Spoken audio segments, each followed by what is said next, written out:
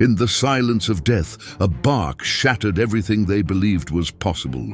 When Officer Bryant heard that desperate cry echoing through St. Michael's Chapel, he never imagined he was about to witness something that would challenge the very boundaries between life and death itself. A newborn baby, alive, inside a coffin. At a funeral. But this wasn't just any funeral, and this wasn't just any miracle. This was the final act of loyalty from a bond so powerful that not even death could break it. But to understand how an 8-month-old Dogo Argentino named Toro became the bridge between the living and the dead, how he saved a life that everyone thought was lost forever, we need to go back to where it all began. Back to a partnership that was more than professional. Back to a love that transcended species. Back to the night when everything changed. Before we dive into this incredible true story, I need you to do something. In the comments below, tell me what country you're watching from. Stories like this happen everywhere, but they're rarely told. That's why this channel exists. Hit that subscribe button and join the Wind Echo Untold family, because we bring you the stories that the world needs to hear. Stories that prove miracles still happen. Now let me take you back to where this impossible tale truly begins. Denver, Colorado, March 2023. In a quiet neighborhood where children ride bicycles and neighbors still wave to each other, lived a man whose life was built on two unshakable foundations: his dedication to protecting others and his love for his four-legged partner. Officer Daniel Granger wasn't your typical police officer. At 34, he had already served 8 years with the Denver Metropolitan Police Department, but what set him apart wasn't his arrest record or his commendations. It was his understanding that some bonds go deeper than training, deeper than duty. It was his belief that loyalty isn't just a word, it's a living, breathing force. And then there was Toro, 8 months old, 90 pounds of pure muscle and intelligence. Bred from a legendary line of Dogo Argentinos, known for their courage and unwavering loyalty. But Toro wasn't just any police dog. From the moment he and Daniel first locked eyes at the K9 training facility, something extraordinary happened. The trainers called it instant bonding, that rare phenomenon when human and animal souls recognize each other. Daniel lived alone in a modest 2-bedroom house on Maple Street, but he was never truly alone. Toro wasn't just his partner, he was his family. Every morning at 5:30 a.m., they would run together through Washington Park. Every evening, they would sit on the back porch, Daniel reading case files, while Toro lay with his massive head resting on Daniel's boots. Daniel had always been a protector by nature. Growing up with a single mother who worked 3 jobs, he learned early that someone had to stand guard. Someone had to be the shield. When he joined the force, it wasn't about the badge or the authority. It was about being that shield for people who couldn't protect themselves. His mother, Sarah, had passed away 2 years earlier, leaving Daniel with a deeper understanding of loss and an even stronger commitment to the living. Every life matters, Danny, she used to tell him. Every single one. It was a lesson that would prove prophetic in ways he never could have imagined. But on March 15th, 2023, Daniel and Toro would face a call that would test not just their training, not just their courage, but the very essence of what it means to protect and serve. They had no way of knowing that this call would set in motion a chain of events so extraordinary, so impossible, that even now, months later, those who witnessed it still struggle to find the words. March 15th, 2023, 11:47 p.m.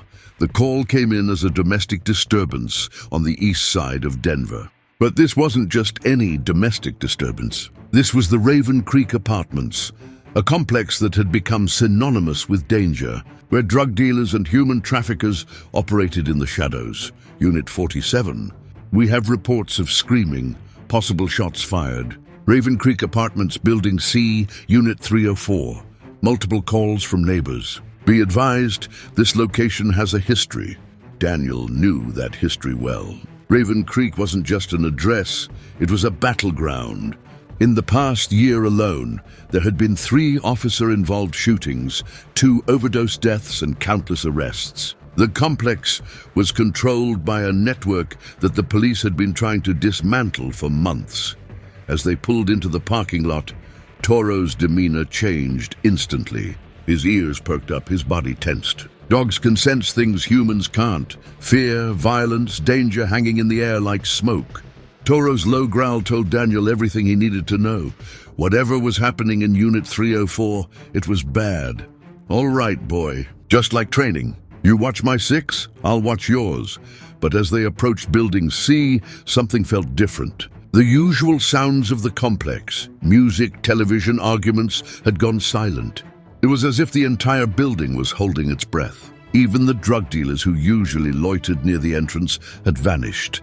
Unit 304 was on the 3rd floor, at the end of a narrow hallway lit by flickering fluorescent lights. As Daniel and Toro climbed the stairs, they could hear it, muffled sobbing and something else. A sound that made Daniel's blood run cold. A baby, crying.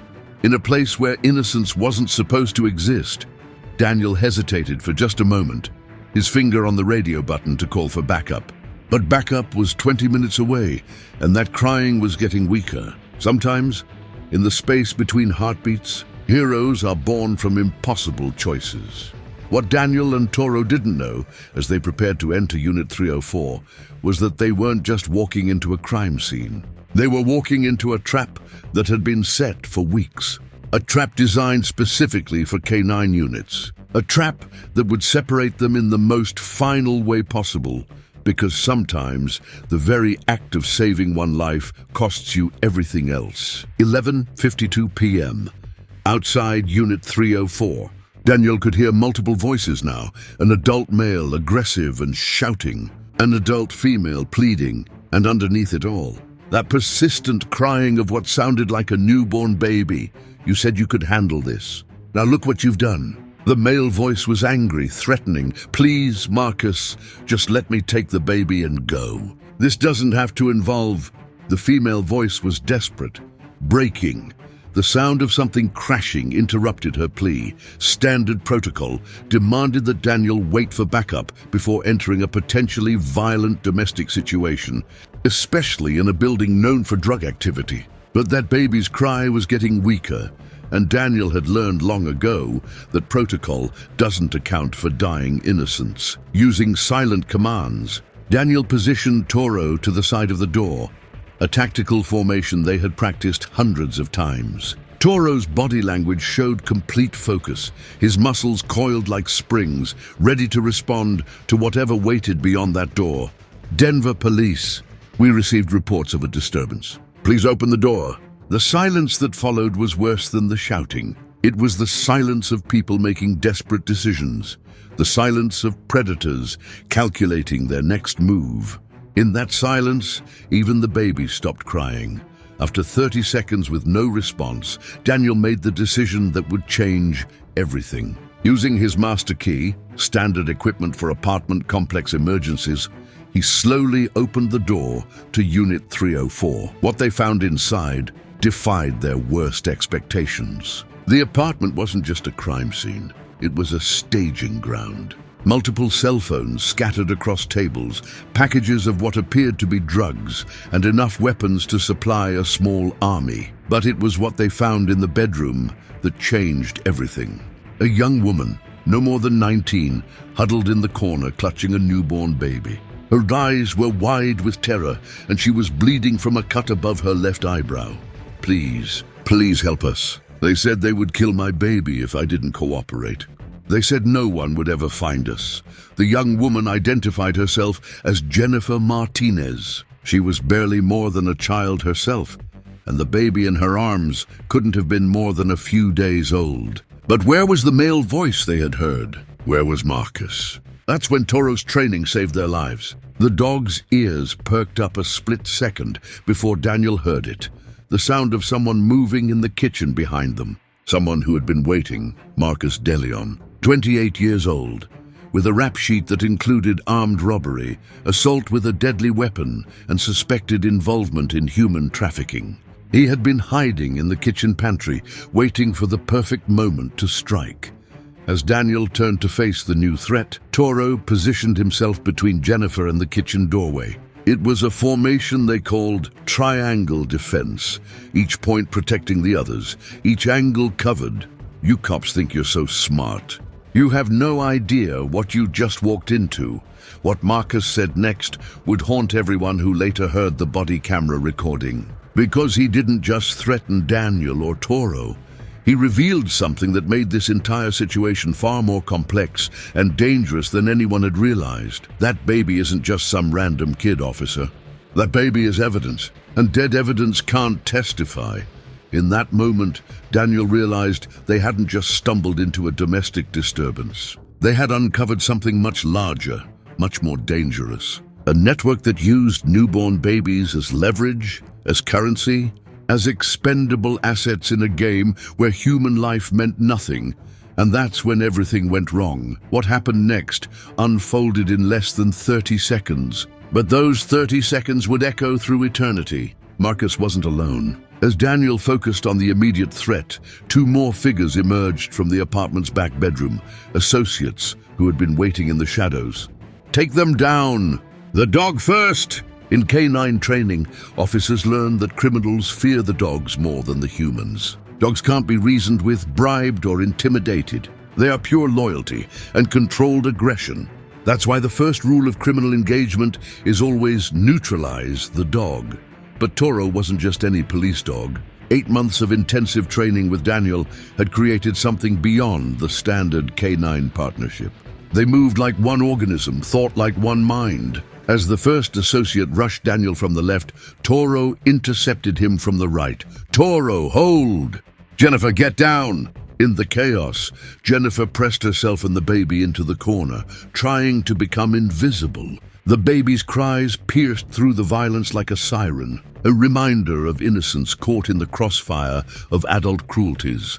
Daniel managed to subdue the first associate, but Marcus had produced a weapon, not a gun, but something worse. A modified cattle prod, designed specifically to incapacitate police dogs. The kind of weapon that suggested this wasn't random, this was planned.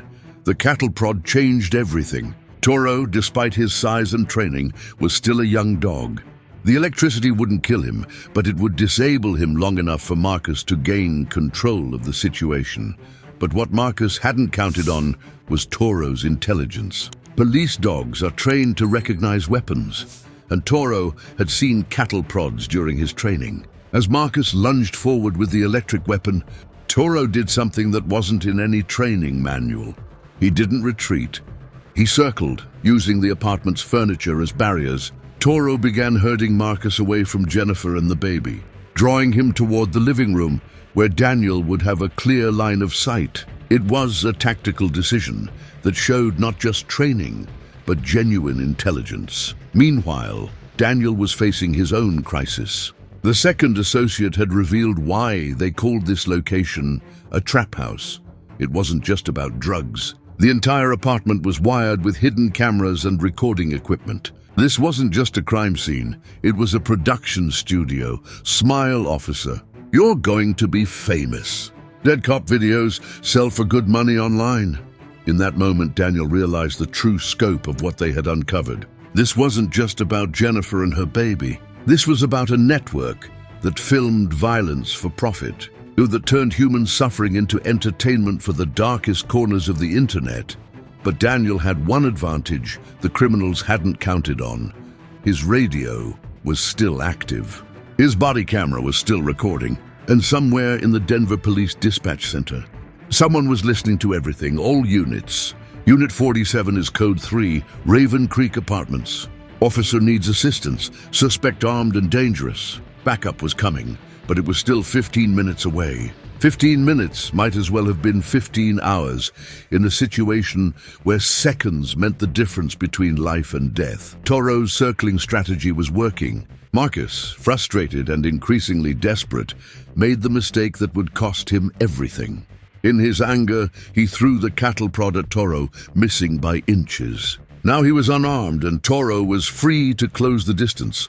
What happened next was a textbook example of K-9 apprehension technique. Toro didn't attack Marcus, he cornered him.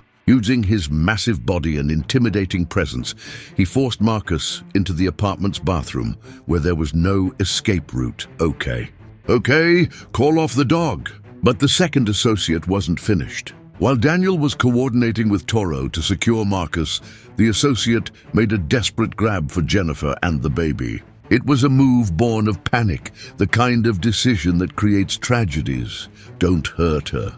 Please don't hurt my baby. And that's when Daniel made the decision that would define the rest of this story. Faced with a choice between securing the suspects and protecting the innocent, Daniel chose innocence. He chose the baby.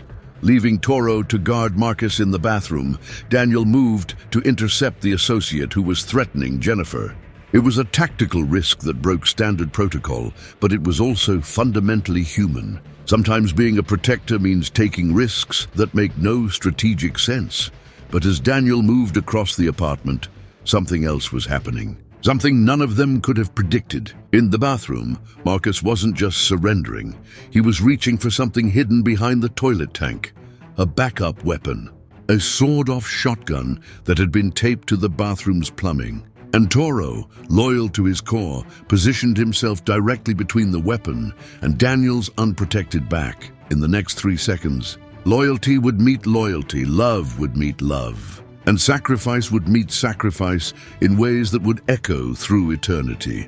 Time moves differently in moments of ultimate crisis. What happened in the next 3 seconds would later be analyzed frame by investigators. Replayed endlessly by those trying to understand how love can transcend the boundaries of species, of mortality itself. Frame 1.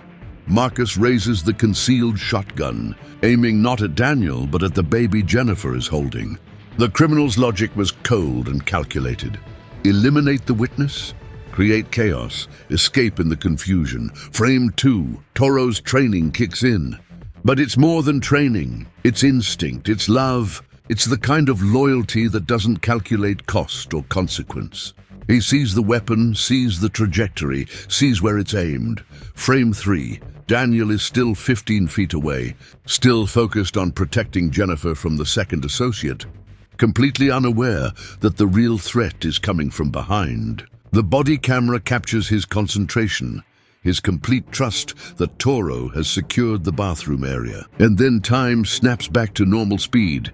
Toro doesn't bark a warning. He doesn't growl. He doesn't hesitate. In one fluid motion, he launches himself across the bathroom, not to attack Marcus, but to intercept the line of fire. 90 pounds of pure loyalty throwing itself between a weapon and the innocent. The shot that was meant for a newborn baby instead found its mark in the chest of the most loyal partner Daniel had ever known. Toro's body absorbed the impact that would have ended a life that had barely begun. Toro. In the silence that followed the gunshot, something primal and terrible awakened in Daniel Granger. This wasn't Officer Granger anymore.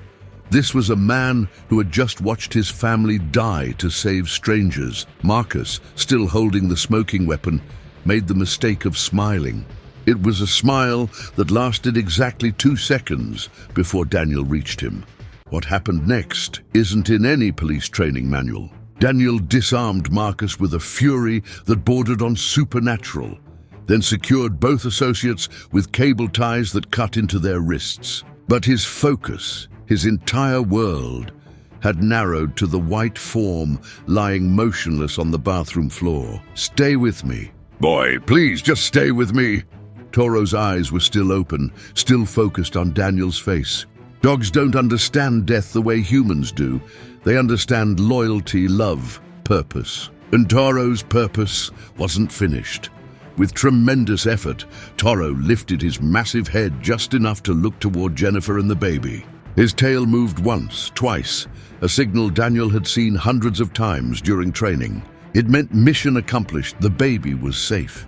Jennifer was safe. The criminals were captured. By every measure that mattered to a police dog, the mission was successful. But the cost was everything. Backup arrived 8 minutes later to find a scene that would haunt veteran officers for years. 2 suspects in custody. One young mother and her baby, unharmed but traumatized. One hero dog, dying on a bathroom floor, still watching over his partner with eyes full of unwavering love, as the EMTs worked on Toro, as Jennifer gave her statement. As the suspects were loaded into patrol cars, something else was happening. Something that none of them understood yet, but that would soon become the most important part of this entire story. "Officer, what's your name?" "Granger." "Daniel Granger."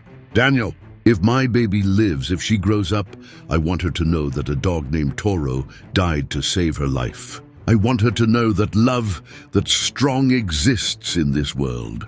But Jennifer said something else, something that wouldn't make sense until much later, something that she herself didn't fully understand in that moment. "Officer Granger, my baby, she was born 3 days ago, but she hasn't cried like a normal baby. The doctors said she might have lung problems, that she might not. But tonight, when your dog was fighting to save us, she cried stronger than she ever has before. It's like his strength somehow got into her." 43 minutes later, at Denver General Hospital, veterinary surgeon Dr. Patricia Wells delivered the news that Daniel had been dreading. "Officer Granger, I'm so sorry. Toro's injuries were too severe. We did everything we could, but he lost too much blood. He died at 1:23 a.m., still trying to get up, still trying to return to duty." But Dr. Wells said something else, something that seemed impossible at the time. "Officer, in 30 years of veterinary medicine, I've never seen anything quite like this. Even as Toro was dying, his body was still producing an extraordinary amount of oxytocin, what we call the bonding hormone. It's as if his love was so strong, it became a physical force. What no one knew, what no one could have known, was that Toro's story wasn't ending. It was just beginning. Because some bonds are stronger than death. Some love transcends the boundary between heartbeats. And sometimes miracles are born from the deepest grief. 3 days later, Daniel Granger would be found dead in his own home, clutching Toro's collar, overcome by grief that had become a physical weight. The official cause of death was listed as cardiac arrest, but those who knew Daniel understood the truth. He had died of a broken heart. But this story was just beginning. March 22nd, 2023, 7 days after the Raven Creek incident. St. Michael's Chapel was filled beyond capacity with police officers, K9 handlers, and community members who had come to honor Officer Daniel Granger. But this wasn't just any police funeral. This was a celebration of partnership, of sacrifice, of a bond that had captured the heart of an entire city. The Denver Police Department had decided something unprecedented. Toro would be buried alongside Daniel in a ceremony that honored both partners equally. Two heroes together forever, just as they had lived. But what made this day truly extraordinary wasn't the ceremony itself. It was the presence of someone who had no official place there, but who had earned the right through circumstances no one could have imagined.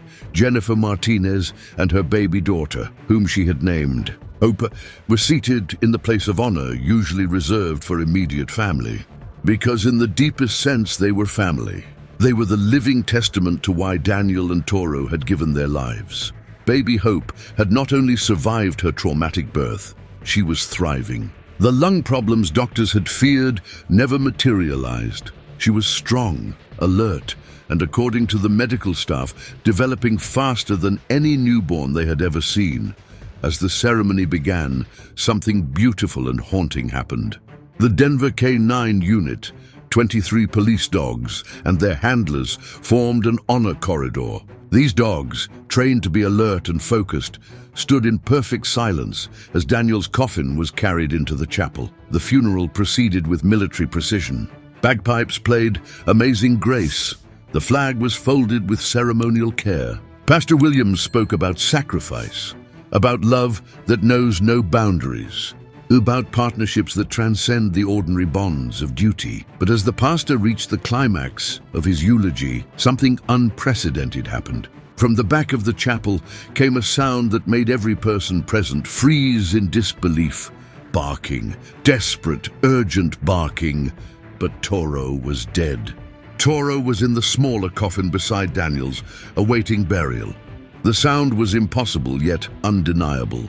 Officer Bryant, Daniel's former mentor and the closest thing to a father figure Daniel had ever known, was the first to understand what was happening. Bryant had 30 years of canine experience, and he recognized the specific type of bark echoing through the chapel. It wasn't mourning. It wasn't ceremony. It was an alert bark, a working bark. The kind of bark that meant a K9 had found something, but the barking wasn't coming from any of the living dogs in the honor guard. Every K9 officer in the chapel turned to look for the source. Their own dogs, becoming agitated by the sound. But none of them were making noise. The barking was coming from Daniel's coffin. "That's impossible," whispered Officer Martinez, handler of one of the honor guard dogs. But impossible or not, everyone in the chapel could hear it. The desperate, urgent barking was growing louder, more insistent. Bryant made a decision that would be debated for years afterward. Moving with the authority of his 3 decades on the force, he approached the coffin and gestured for the honor guard to step back. "Open it," he said quietly to the funeral director. "Sir, I can't possibly open the coffin, now!" The funeral director, pale and shaking, produced his keys. As the locks clicked open, the barking inside grew even more frantic, as if whatever was making the sound knew rescue was coming. Bryant lifted the heavy wooden lid, and what he saw inside defied every law of nature, every boundary of the possible. Daniel's body lay peaceful and still, exactly as it had been prepared. But nestled in his arms, tucked against his chest where his badge would normally rest, was a tiny bundle wrapped in what appeared to be a police evidence bag. The bundle was moving. The bundle was alive, and the desperate barking that had filled the chapel was coming from this impossible presence. With trembling hands, Bryant reached into the coffin and lifted the bundle. As he peeled away the evidence bag, gasps of shock and disbelief rippled through the congregation. It was a puppy, a newborn Dogo Argentino puppy, white as snow, eyes barely open but very much alive. But that wasn't the most shocking part. Pinned to the evidence bag was a letter written in Daniel's handwriting, dated the night he died. Bryant's voice cracked as he read the letter aloud to the stunned congregation. "To whoever finds this, her name is Milagro. It means miracle in Spanish. She was born the night I died to a stray dog I found in my backyard. The mother didn't survive the birth, but this little one fought to live with a strength that reminded me of Toro. I knew I was dying. The grief was like a weight on my chest that I couldn't lift. But I couldn't let this puppy die too. I used my last strength to care for her, to feed her, to keep her warm. I placed her with me because I knew that if there was any way, any possibility, Toro would find a way to alert someone. Dogs don't abandon their pack even in death. Please take care of her. Please let her live the life that Toro can't. Please let her be proof that love doesn't end with the last heartbeat." Daniel Granger, badge number 473. The chapel erupted in tears, in gasps, in prayers, spoken in a dozen languages. But the miracle wasn't finished. Jennifer Martinez, holding baby Hope in the front pew, stood up slowly. "Officer Bryant," she called out, her voice clear despite her tears. "That puppy, may I see her?" Bryant approached with the tiny Dogo Argentino, still whimpering softly. The moment he placed the puppy near baby Hope, something extraordinary happened. The puppy immediately quieted, snuggling against the baby's blanket. And Hope, who had been fussy throughout the entire ceremony, became completely calm. Her tiny hand somehow finding its way to the puppy's head. "She recognizes her," Jennifer whispered in amazement.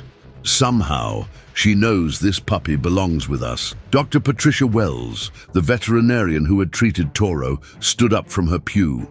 "If I may," she said, approaching the front of the chapel. She examined the puppy with gentle, expert hands. "This puppy is approximately 7 days old," she announced to the congregation. "She's healthy, strong, and—" She paused, checking something that made her frown in confusion. "This is medically impossible, but she has scars on her chest that look exactly like the wound patterns Toro sustained. Old scars, as if they've been healing for weeks, not days. The implications of her words rippled through the chapel like electricity. A puppy born the night Daniel died, bearing the scars of wounds she couldn't possibly have sustained. Found in the arms of a dead man who had somehow kept her alive for a week, but the true miracle was yet to come. As if responding to some invisible signal, every canine dog in the honor guard began to move. 23 police dogs, trained to maintain formation, broke ranks and approached Daniel's coffin. They formed a circle around Bryant, the puppy, Jennifer, and baby Hope, and then, in perfect unison, they all sat. Not the alert position of working dogs, but the relaxed, comfortable position of dogs at home with their pack. Officer Martinez, who had spent 20 years working with canine units, had never seen anything like it. "They're acknowledging her," he whispered in amazement. "The dogs are welcoming her into the pack."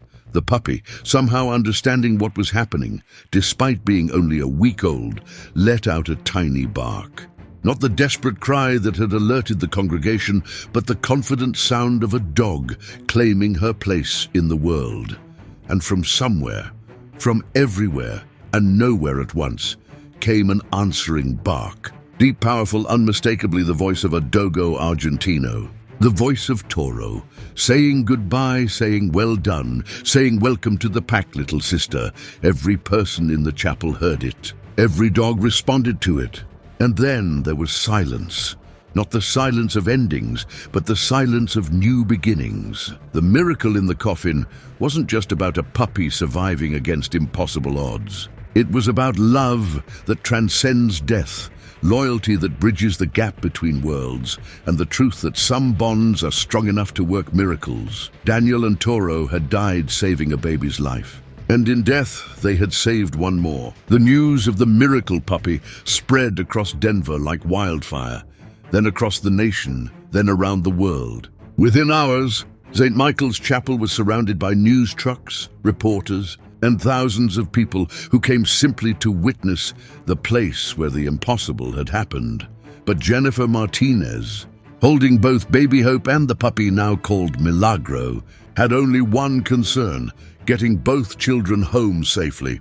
The Denver Police Department made an unprecedented decision. Not only would they allow Jennifer to adopt Milagro, they would provide full veterinary care, training, and support for as long as needed. Commissioner Sarah Walsh, a tough woman who had seen everything in 30 years of law enforcement, was reduced to tears as she made the announcement.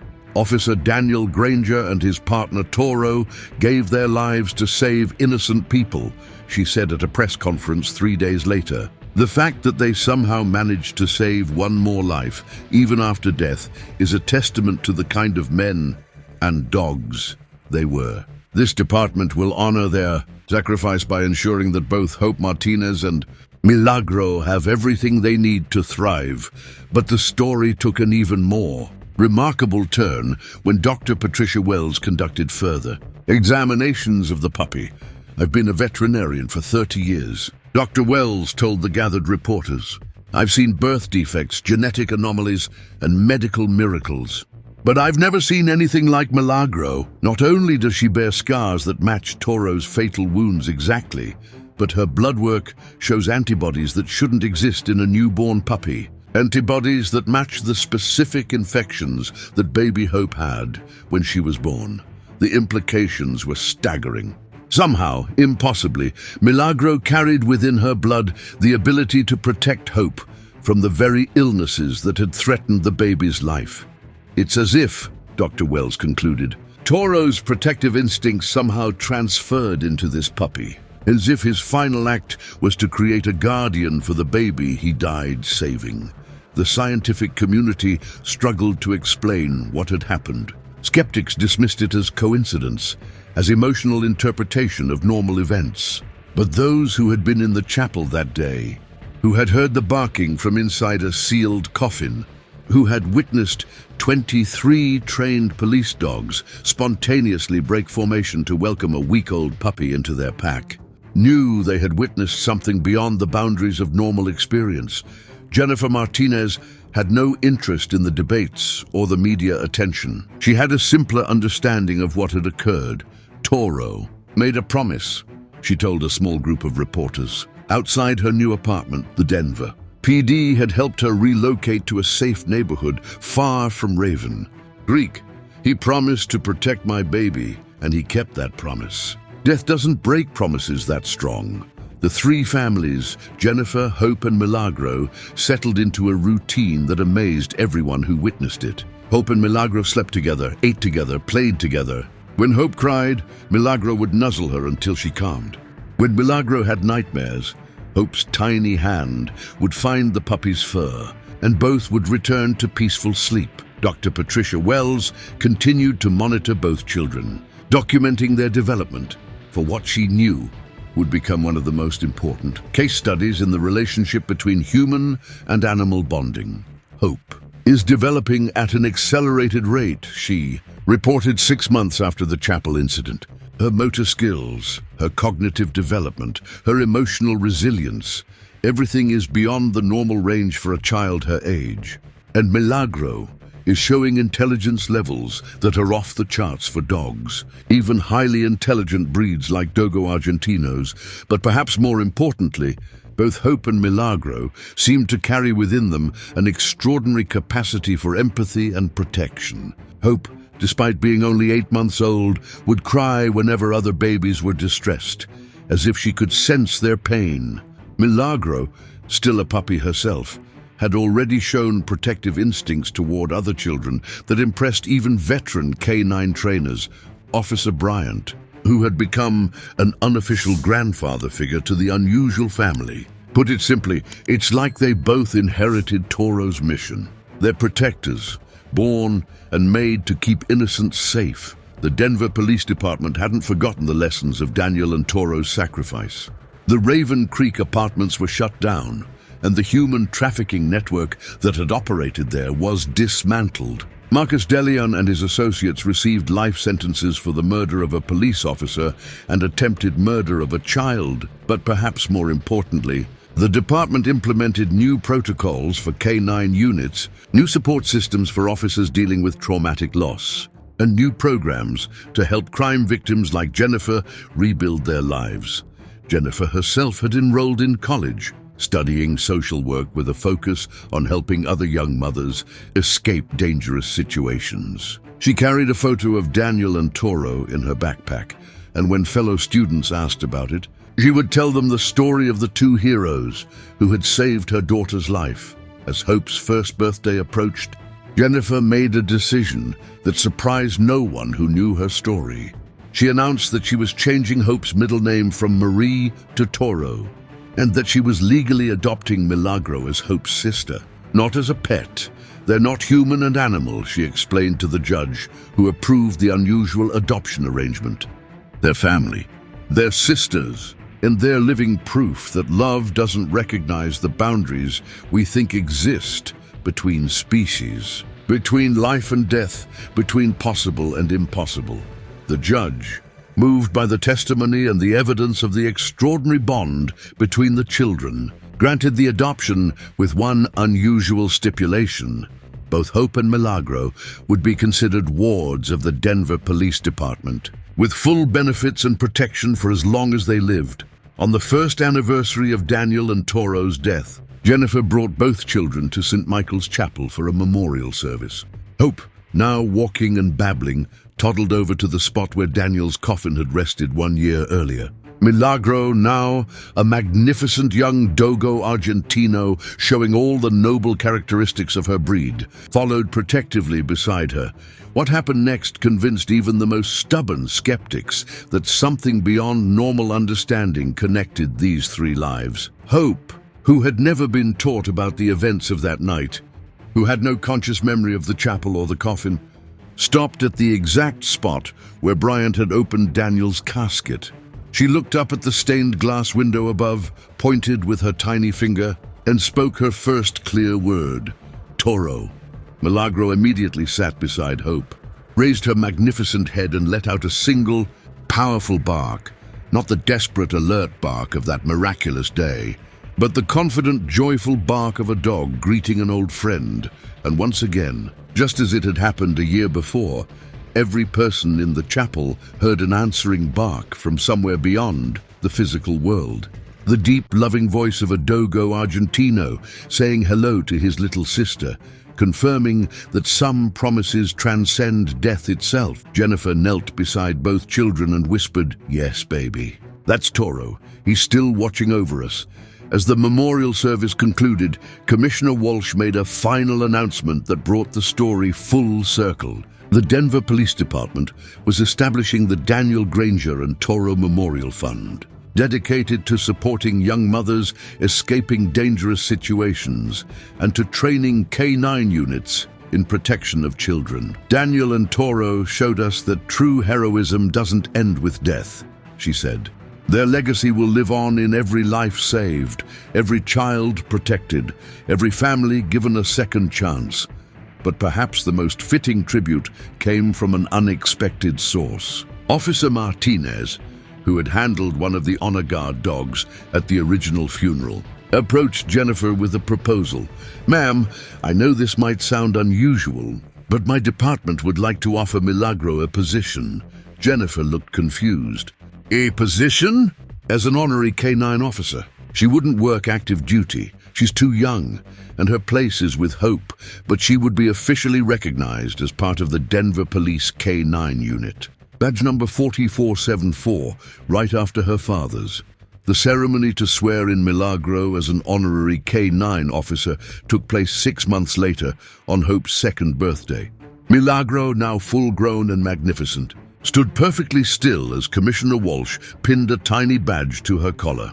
"By the authority vested in me by the city of Denver," Walsh said solemnly, "I hereby commission Milagro Martinez as honorary K-9 officer 4474, with all the rights, responsibilities, and honors thereof. Her mission to protect and serve Hope Martinez, and to carry forward the legacy of courage established by Officer Daniel Granger and K-9 Toro." Milagro's tail wagged once. A solemn acknowledgement of duty accepted. The crowd erupted in applause. But the moment that would be remembered forever came when Hope, now a precocious 2-year-old, reached up and touched Milagro's badge. "Good dog, Mila," she said clearly. "Protect Hope." It was a command given with the wisdom of someone far older than her years, and Milagro responded with a gentle nuzzle that promised a lifetime of loyalty. As the ceremony ended and the crowd dispersed, Jennifer found herself standing in the same spot where, 3 years earlier, she had been a terrified teenager clutching a newborn baby in a criminal's apartment. Now she was a college graduate, a social worker, and the mother of 2 extraordinary children who carried within them the living legacy of 2 heroes. The circle was complete. The promise was kept. The miracle continued. 3 years have passed since that impossible night in Raven Creek Apartments. Today, Hope Martinez is a vibrant 5-year-old who speaks 3 languages, reads at a 3rd grade level, and has never met a stranger she couldn't befriend. Milagro is a certified therapy dog who works with Jennifer at the Denver Children's Crisis Center, helping other traumatized children find healing through the unconditional love that only animals can provide. But this story isn't really about the miraculous survival of a puppy in a coffin. Though that certainly happened, it isn't really about the impossible barking that led to an incredible discovery. Though hundreds of witnesses will swear that occurred, this story is about something much deeper, much more universal. It's about the truth that love doesn't recognize the boundaries we think exist between species, between life and death, between possible and impossible. It's about the reality that some promises are so strong, so pure, so rooted in genuine love that not even death can break them. Daniel Granger promised to protect the innocent. Toro promised to stand by Daniel's side. And together, they kept both promises in ways that defied every law of nature. But perhaps most importantly, this story is about you. About the choices you make when faced with impossible situations. About the love you're willing to give when everything seems hopeless. About the promises you make and whether you have the courage to keep them, no matter the cost. Jennifer Martinez keeps a photo on her desk at the Crisis Center. It shows Hope and Milagro playing in Washington Park, the same park where Daniel and Toro used to run every morning. But if you look carefully at the photo, you can see something else. Two shadows in the background that don't quite match the figures casting them. Shadows that look suspiciously like a man and a dog, still keeping watch, still standing guard. The children have never questioned those shadows. To them, it's perfectly natural that their guardians would still be nearby, still protecting, still loving from whatever realm heroes go to when their earthly work is done. Every night, as Jennifer tucks Hope into bed and Milagro settles beside them both, she whispers the same prayer. Thank you, Daniel. Thank you, Toro. Thank you for keeping your promises. And sometimes, on very quiet nights, when the Denver wind carries just the right sounds, she swears she can hear an answering whisper, thank you for keeping ours. The Denver Police Department reports that since the establishment of the Daniel Granger and Toro Memorial Fund, they've helped over 500 young mothers escape dangerous situations. 15 babies have been born healthy who might not have survived without the medical care the fund provided. 23 new K-9 units have been trained specifically in child protection protocols. Hope and Milagro visit the fund's headquarters every month. Hope to color pictures for the waiting room, Milagro to provide comfort to families in crisis. The staff reports that their presence seems to give people hope, seems to make the impossible feel possible again, because that's what this story is really about. Hope. The hope that love transcends death. The hope that promises can be kept even when keeping them seems impossible. The hope that somewhere, somehow, there are still heroes willing to lay down their lives for strangers. The hope that miracles, real miracles, still happen in a world that desperately needs them. As I finish telling you this incredible true story, I want you to think about the promises you've made, the people you've sworn to protect, the love you carry that might be stronger than you ever imagined. Daniel Granger was just a regular police officer until he chose to become extraordinary. Toro was just a young police dog until he chose to become legendary. Jennifer Martinez was just a frightened teenager until she chose to become a survivor and a helper of others. What choice will you make? Before you leave this video, I want you to do 3 things. First, in the comments below, tell me about a promise you've made that you're determined to keep no matter what. Tell me about someone in your life who deserves the kind of loyalty that Daniel and Toro showed. Let's fill these comments with stories of real love, real commitment, real heroism. Second, if this story moved you, if it reminded you that miracles still happen, hit that subscribe button and join the Wind Echo Untold family. We're here to share the stories that prove love is stronger than death, that hope is more powerful than despair, that ordinary people can do extraordinary things when they choose to love without limits. And third, share this story. Share it with someone who needs to believe in miracles. Share it with someone who's lost hope. Share it with someone who thinks love can't conquer death. Because this isn't just a story, it's proof.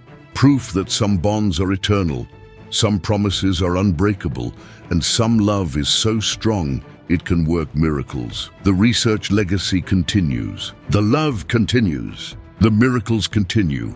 And somewhere in Denver, a 5-year-old girl and her devoted Dogo Argentino sister are living proof that heroes never really die. They just find new ways to keep their promises. Thank you for being part of the Wind Echo Untold family. Thank you for believing in love that transcends the impossible.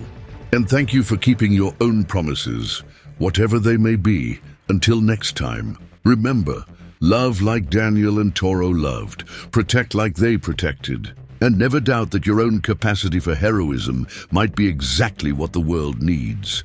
The miracle in the coffin wasn't the end of the story. It was just the beginning.